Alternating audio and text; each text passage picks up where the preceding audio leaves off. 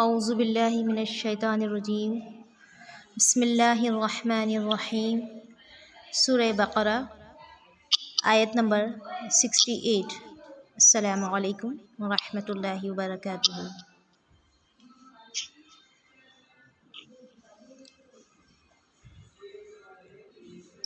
إِنَّ أَوْلَى النَّاسِ بِإِبْرَاهِيمَ لِلَّذِينَ اتَّبَعُوهُ وَهَذَا النَّبِيُّ وَالَّذِينَ آمَنُوا وَاللَّهُ وَلِيُّ الْمُؤْمِنِينَ۔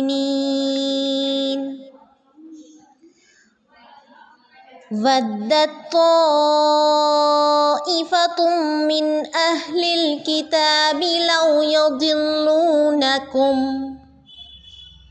وَمَا يُضِلُّونَ إِلَّا أَنفُسَهُمْ وَمَا يَشْعُرُونَ۔ يَا أَهْلَ الْكِتَابِ لِمَ تَكْفُرُونَ بِآيَاتِ اللَّهِ وَأَنْتُمْ تَشْهَدُونَ۔ يَا أَهْلَ الْكِتَابِ لِمَ تَلْبِسُونَ الْحَقَّ بِالْبَاطِلِ وَتَكْتُمُونَ الْحَقَّ وَأَنْتُمْ تَعْلَمُونَ۔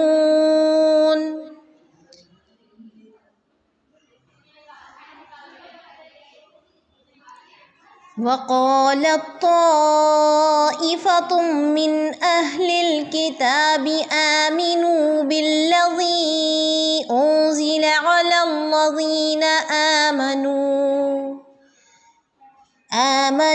وَجْهَ النَّهَارِ وَاكْفُرُوا آخِرَهُ لَعَلَّهُمْ يَرْجِعُونَ۔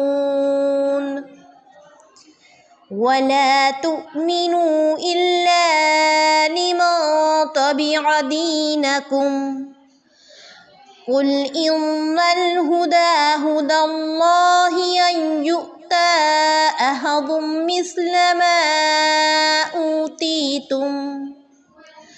أُوتِيتُمْ أَوْ يُحَاجُّوكُمْ عِندَ رَبِّكُمْ قُلْ إِنَّ الْفَضْلَ بِيَدِ اللَّهِ يُؤْتِيهِ مَن يَشَاءُ وَاللَّهُ وَاسِعٌ عَلِيمٌ۔ يَخْتَصُّ بِرَحْمَتِهِ مَن يَشَاءُ وَاللَّهُ ذُو الْفَضْلِ الْعَظِيمِ۔ وَمِنْ أَهْلِ الْكِتَابِ مَنْ إِن تَأْمَنْهُ بِقِنطَارٍ يُؤَدِّهِ إِلَيْكَ وَمِنْهُمْ مَنْ إِن تَأْمَنْهُ بِدِينَارٍ لَا يُؤَدِّهِ إِلَيْكَ إِلَّا مَا دُمْتَ عَلَيْهِ قَائِمًا ذَلِكَ بِأَنَّهُمْ قَالُوا لَيْسَ عَلَيْنَا فِي الْأُمِّيِّينَ سَبِيلٌ وَيَقُولُونَ عَلَى اللَّهِ الْكَذِبَ وَهُمْ يَعْلَمُونَ۔ بَلَىٰ مَنْ أَوْفَىٰ بِعَهْدِهِ وَاتَّقَىٰ فَإِنَّ اللَّهَ يُحِبُّ الْمُتَّقِينَ۔ ترجمہ: سب لوگوں سے زیادہ ابراہیم سے نزدیک تر وہ لوگ ہیں جنہوں نے ان کا کہا مانا، اور یہ نبی اور جو لوگ ایمان لائے۔ مومنوں کا ولی اور سہارا اللہ ہی ہے۔ اہل کتاب کی ایک جماعت چاہتی ہے کہ تمہیں گمراہ کر دے، دراصل وہ خود اپنے آپ کو گمراہ کر رہے ہیں اور سمجھتے نہیں۔ اے اہل کتاب، تم باوجود گواہ قائل ہونے کے پھر بھی دانستہ اللہ کی آیات کا کیوں کفر کر رہے ہو؟ اے اہل کتاب، باوجود جاننے کے حق اور باطل کو کیوں خلط ملت کر رہے ہو اور کیوں حق کو چھپا رہے ہو؟ دیکھیے یہ آیات ہمارے سامنے ہیں۔ اس کا میں نے 4 آیات کا ترجمہ لگ بھگ آپ کے سامنے رکھا ہے، اور اس کی اب ہم تفسیر دیکھتے ہیں۔ تفسیر ابن کثیر سے سب سے پہلے ابراہیم علیہ السلام کو جو شرف اللہ تعالیٰ نے عطا کیا ہے اس کی وجہ کیا ہے ہم یہ سمجھتے ہیں۔ تو اشارہ کیا گیا ہے ابراہیم علیہ السلام کی طرف کہ سب لوگوں میں زیادہ ابراہیم علیہ السلام جو تھے ان کے بھی نزدیک وہ لوگ ہیں جنہوں نے کہا مانا، اور یہ نبی اور وہ لوگ جو ایمان لائے۔ ٹارگٹ کیا ہے اسلام میں؟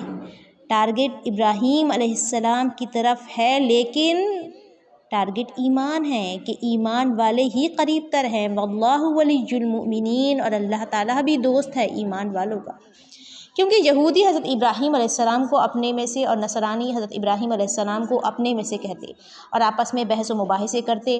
اللہ تعالیٰ ان آیتوں میں دونوں کے دعوے کی تردید کرتا ہے۔ حضرت ابن عباس رضی اللہ تعالیٰ عنہ فرماتے ہیں کہ نجران کے نصرانیوں کے پاس یہودیوں کے علماء آئے اور حضور صلی اللہ علیہ وسلم کے سامنے ان کا جھگڑا شروع ہو گیا۔ ہر فریق اس بات کا مدعی تھا کہ حضرت خلیل اللہ ہم میں سے ہیں۔ اس پر یہ آیت اتری کہ اے یہودیوں، تم خلیل خدا کو اپنے میں سے کیسے بتاتے ہو، حالانکہ ان کے زمانے میں نہ موسیٰ علیہ السلام تھے نہ تورات۔ حضرت موسیٰ علیہ السلام اور کتاب تورات اور شریف تو خلیل اللہ علیہ السلام کے بعد آئے۔ اسی طرح اے نصرانیوں، تم حضرت ابراہیم علیہ السلام کو نصرانی کیسے کہہ سکتے ہو، حالانکہ نصرانیت تو ان کے صدیوں بعد ظہور میں آئی ہے۔ کیا تم اتنی موٹی بات سمجھنے کی بھی عقل نہیں رکھتے؟ پھر ان دونوں فرقوں کے اس بے علمی کے جھگڑے پر انہیں خدائے عالم ملامت کرتا ہے کہ اگر تم بحث و مباحثے دینی امور میں جو تمہارے پاس ہیں کرتے ہو تو بھی خیر، ایک بات تھی کہ تم تو اس میں گفتگو کرتے ہو کہ جس میں دونوں کو مطلق علم نہیں، یعنی کہ دونوں کو یہ علم نہیں تھا۔ آپ سوچئے، حضرت موسیٰ علیہ السلام اور عیسیٰ علیہ السلام کا زمانے سے بہت پہلے کا زمانہ ہے حضرت ابراہیم علیہ السلام کا، تو جھگڑا کس بات کا؟ وہ دونوں ہی ابراہیم علیہ السلام کی اولاد میں سے ہیں۔ تمہیں چاہیے کہ جس چیز کا علم نہ ہو اس علیم خدا تعالیٰ کے حوالے کر دو، جو ہر چیز کی حقیقت کو جانتا ہے، چھپی کھلی تمام چیزوں کا علم رکھتا ہے۔ اسی لیے فرمایا اللہ تعالیٰ جانتا ہے، تم محض بے خبر ہو۔ دراصل خدا تعالیٰ کے خلیل حضرت ابراہیم علیہ السلام نہ یہودی تھے نہ نصرانی، وہ شرک سے بیزار، مشرکوں سے الگ، صحیح اور کامل ایمان والے تھے اور ہرگز مشرک نہ تھے۔ یہ آیت مثل اس آیت کے ہے جو سورہ بقرہ میں گزر چکی، وَقَالُوا كُونُوا هُودًا أَوْ نَصَارَىٰ تَهْتَدُوا، یعنی یہ لوگ کہتے ہیں کہ یہودی اور نصرانی بننے میں ہدایت ہے۔ پھر فرمایا کہ سب سے زیادہ حضرت ابراہیم علیہ السلام کی مطابعت کے حقدار ان کے دین پر ان کے زمانے میں چلنے والے تھے، اور اب یہ نبی حضرت محمد صلی اللہ علیہ وسلم ہیں، اور آپ صلی اللہ علیہ وسلم کے ساتھ ایمانداروں کی جماعت جو مہاجرین اور انصار ہیں، اور پھر جو بھی ان کی پیروی کرتے ہیں قیامت تک۔ رسول اللہ صلی اللہ علیہ وسلم فرماتے ہیں کہ ہر نبی کے ولی دوست انبیاء میں سے ہوتے ہیں، میرے ولی دوست انبیاء علیہ السلام میرے باپ اور خدا تعالیٰ کی خلیل حضرت ابراہیم علیہ السلام صلاۃ والسلام ہیں۔ پھر آپ صلی اللہ علیہ وسلم نے اسی آیت کی تلاوت فرمائی، ترمذی وغیرہ سے لی گئی ہے یہ بات۔ پھر فرمایا جو بھی خدا تعالیٰ کے رسول صلی اللہ علیہ وسلم پر ایمان رکھے ان کا ولی اللہ تعالیٰ ہے۔ اس کے بعد آیت نمبر 69 دیکھیے آپ، وَطَائِفَةٌ مِّنْ أَهْلِ الْكِتَابِ لَوْ يُضِلُّونَكُمْ، اہل کتاب کی ایک جماعت یہ چاہتی ہے کہ تمہیں گمراہ کر دیں، دراصل وہ خود اپنے تئیں گمراہ ہیں اور سمجھتے نہیں۔ یا اہل الکتاب لم تکفرون بآیات اللہ وانتم تشہدون، اے اہل کتاب تم تو گواہ ہو اور تم باوجود قائل ہونے کے جان بوجھ کر کفر کر رہے ہو۔ یہاں بیان ہو رہا ہے کہ ان یہودیوں کے حسد کو دیکھو کہ مسلمانوں سے کیسے جل کڑ رہے ہیں، انہیں بہکانے کی کیا کیا پوشیدہ ترکیبیں کرتے ہیں، کیسے مکر و فریب کے جال بچھاتے ہیں، حالانکہ دراصل ان تمام چیزوں کا وبال ان کی خود جانوں پر ہے، لیکن انہیں اس کا بھی شعور نہیں۔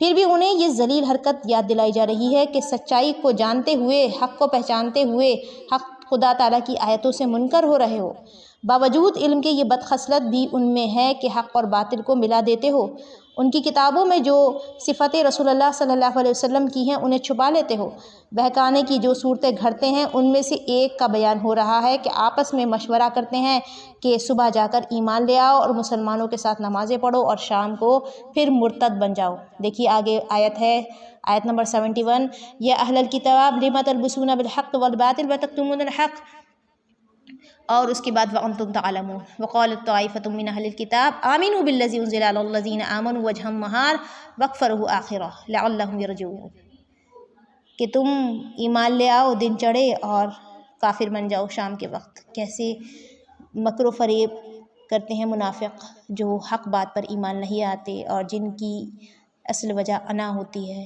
جو اپنے بڑپن کو قائم رکھنے کی وجہ سے، قائم رکھنے کے لیے وہ ایک حق بات کا، یہاں تک کہ کتنی بڑا حق انہوں نے چھپا لیا اللہ کی کتاب کا، کہ رسول اللہ صلی اللہ علیہ وسلم جب نبی بن کر مقبوض ہوئے تو یہ بات چھپا لی کہ ان کی کتابوں میں یہ گواہی موجود تھی، اور اگر وہ سچائی بتا دیتے تو پوری کی پوری ان کی قوم آپ صلی اللہ علیہ وسلم کی گرویدہ ہو جاتی، اور آپ صلی اللہ علیہ وسلم کو اپنا رسول مان کر ان کی پیروی کرتی، اور ایک بڑی جماعت یہودیوں کی مسلمان ہو جاتی۔ لیکن سارے لوگ ایک سے نہیں ہوتے، بہت سارے لوگ آپ صلی اللہ علیہ وسلم کے گرد تھے۔ مدینہ جب ہجرت کر کے آپ صلی اللہ علیہ وسلم جاتے ہیں، اس میں بھی منافق ملے جلے ہوتے ہیں، یعنی کہ ماحول وہاں پر بھی سازگار نہیں ہوتا پوری طرح۔ ایک طرف ظلم سے ستائے گئے تھے اور ایک پناہ مل گئی تھی، لیکن وہاں پر ایسے مکر و فریب کے جال بچھے ہوئے تھے جن سے آپ صلی اللہ علیہ وسلم کی نگاہیں بھی پوشیدہ نہیں تھیں، اور وقتاً فوقتاً اللہ تعالیٰ بھی باخبر کر دیا کرتے تھے، ان کی خصلتوں کو سے آگاہ کر دیا کرتے تھے۔ تو آپ لوگ، یا ہمارا جو قرآن پڑھنے کا بڑا مقصد ہے وہ مزاج رسول بھی سمجھنا ہے، اخلاق رسول بھی سمجھنا ہے، مزاج رسول بھی سمجھنا ہے، تاکہ ہم آیات کے مقاصد پر نگاہ رکھ کے اپنے آپ کو چیک کر سکیں، جائزہ لیں، اور ایسے حالات میں کبھی نہ گھبرائیں۔ منافقوں کا سامنا ہو، منافقت کا سامنا ہو، ملے جلے لوگوں کا سامنا ہو، ان کی خفیہ چالوں سے ہمارے جو ہے دل گرفتہ ہوں، پریشان ہوں، تو ان حالات میں ہمیں کیسا ہمارا رد عمل ہونا چاہیے۔ ٹھیک ہے، چلیے اب دیکھیے آگے۔ آپ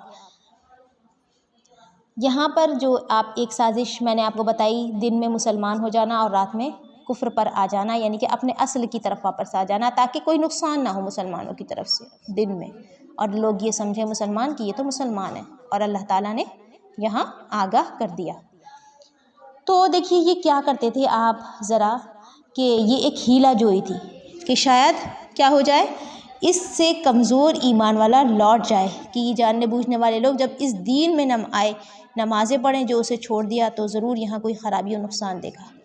یہ لوگ کہتے تھے کہ بھروسہ اپنے والوں پر ہی کرو، مسلمانوں پر نہ کرو، اپنے بھید ان پر ظاہر جو ہے نہ ہونے دو، نہ اپنی کتاب کی باتیں ان پر کھولو جس پر یہ ایمان لائیں، اور خدا